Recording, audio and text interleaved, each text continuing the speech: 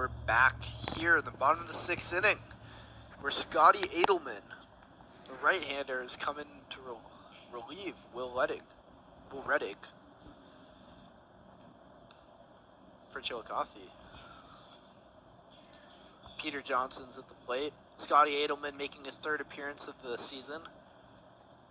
Has a 1-0 record, has thrown 3 1/3 innings with a 5.4 ERA and 2 strikeouts. This ball is fly down the left field line, foul by Peter Johnson. So he quickly is down 0-2. Adelman looking to get out of this inning that Reddick was unable to finish due to the pitch count rule. Daniel Young, the right fielder, on first for the Cornbelters. Pitches outside, but Young goes. And he's gunned out on the delayed steal to end the inning. Braden White, bottom of the 7th, where the Cornbelters are down to their final 3 outs, unless they can score 4 runs and get within 10, which would... And still, even if they do, that wouldn't do much because they're down 13, Drew. Yeah, not a great situation to be in as Peter Johnson, the left fielder, takes the spot on the plate, 0 for 2 in the ball game. He watches the first pitch for a strike. Scotty Adelman still on the mound for the Paints. Started his at bat versus Peter Johnson before Daniel Young was thrown out, stealing. Johnson swings and misses at that one and is down 0-2.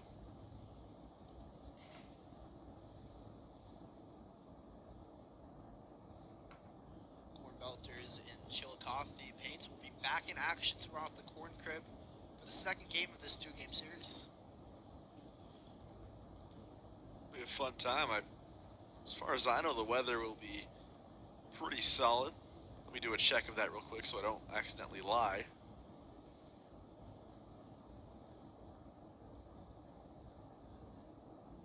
Johnson's able to stay off that one as the count is back even at 2.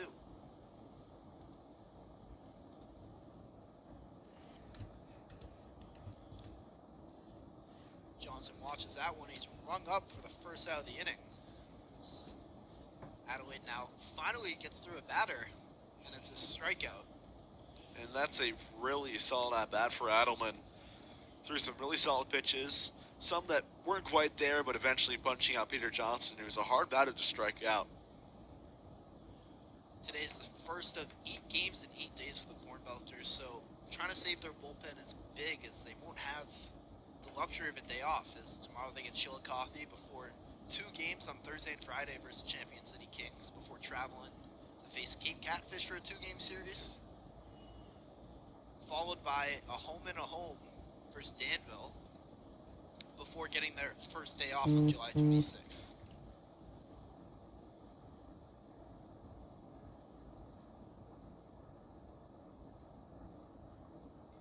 Jackson Glenmore, the shortstop's at the plate. Just trying to do anything to keep the Cornbelters alive here. As he fouls one off. Count 1-2.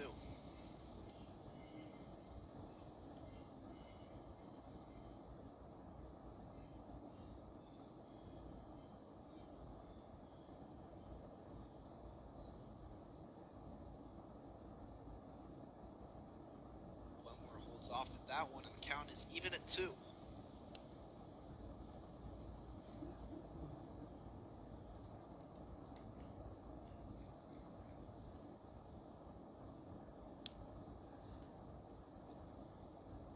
Glenmore holds off on that one, and the count is full.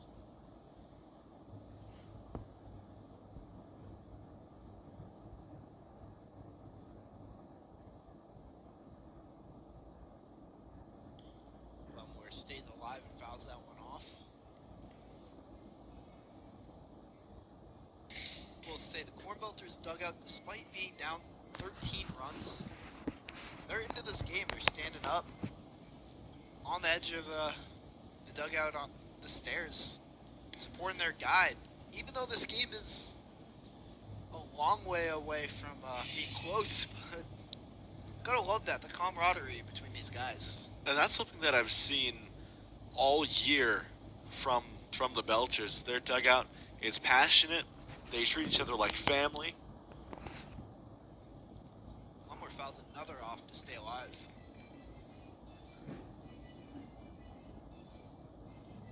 In a short amount of time since they came together in the end of May, these guys have built a bond and really became close as one. They really have. Go back to the very beginning of the season. One more draws to walk there. It's great to see, though. It really is. They've been through a lot. They've been through the beginning of the season where they were the second best team in the league for a little while there. Going through all those walk-offs, then a 9-game losing streak. This team's gone up and down, back and forth, every which way, and that just strengthens those bonds. At the plate now is Carson Waddell, who's pinch hitting for Clay Kahn.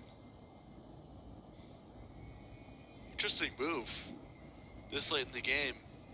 Not really sure why.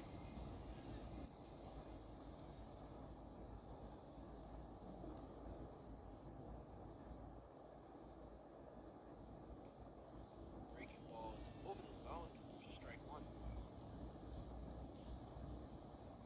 Decent sized lead from Glenmore over at first. You wonder if he goes at all during this at bat. This ball's chopped to third.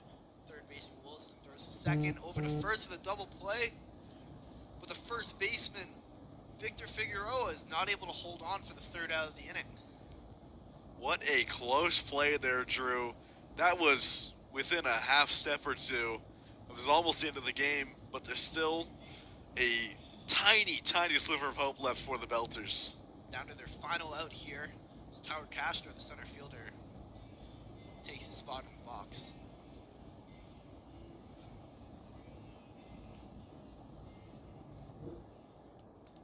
Looks like the Cornbelters have another pinch hitter on deck as James Harris is on deck, not Case Anderson.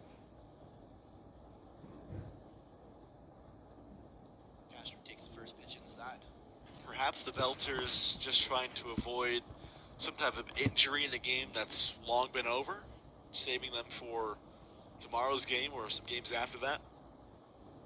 I do want to give a correction. It is actually Ben Karpowicz at the plate, not Tyler Castro, another pinch hitter. So, yeah, it looks like the Cornbelters are giving everyone, different guys a chance at the plate now. Karpowicz, guy we'll likely see tomorrow. It's the usual starter. As he takes that pitch inside. Count 2-1 to Karpowicz.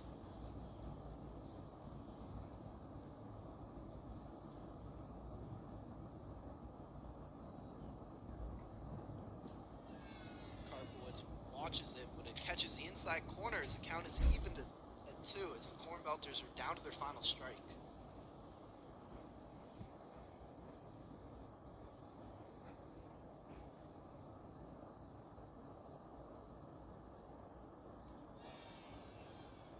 Karpowicz watches as that ball goes by him for strike 3, and that will be the ball game. The Chillicothe Paints win it 16-3 via the mercy rule through